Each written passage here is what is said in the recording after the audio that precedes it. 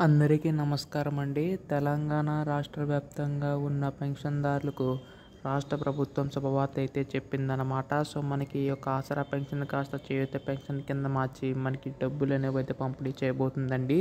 అయితే దీనికి సంబంధించి మనకు ముఖ్యంగా చూసినట్లయితే ఈ యొక్క పెన్షన్ నిధులు ఎప్పుడు విడుదల చేస్తారో దానిపై చాలామందికి అయితే సందేశం అయితే ఉందండి.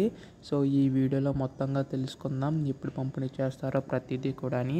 అయితే ఎన్నికల్లో అయితే హామీ అయితే ఇచ్చింది కదా రాష్ట్ర ప్రభుత్వం అయితే. ఇక్కడ వృద్ధుల వితంతులకి 4,000 రూపాయలు, దివ్యాంగులకి 6,000 రూపాయల చొప్పున అయితే అందించబోతుందండి. అయితే దీనికి సంబంధించి గాను మనకు రాష్ట్ర ప్రభుత్వం అంచనా అయితే వేసిందనమాట. సో మొత్తంకి రెండిట్లు కలిపి మనకి ఏటా 22,000 కోట్లు నిధులు అవసరమయ్యే అవకాశం ఉందని చెప్పి రాష్ట్ర ప్రభుత్వం అంచనా అయితే వేస్తుందండి. అయితే దీనికి సంబంధించి గాను మనకి ఈ యొక్క పెన్షన్ డబ్బులు ఎప్పుడు విడుదల చేస్తుంది దానిపై చాలామంది సందేశం ఉంది కాబట్టి ఈ వీడియోలో మొత్తంగా తెలుసుకుందామండి. అంతకంటే ముందు కొత్తగా ఎవరైనా మన ఛానల్ని చూసినట్లయితే దయచేసి వెంటనే ఛానల్ అయితే సబ్స్క్రైబ్ చేసుకోండి. నేను పెట్టే ప్రతి లేటెస్ట్ అప్డేట్ కూడా మీకైతే ముందుగా తెలుస్తుంది. ఇంకా ఆలస్యం చేయకుండా వీడియోలోకి అయితే వెళ్ళిపోదాం.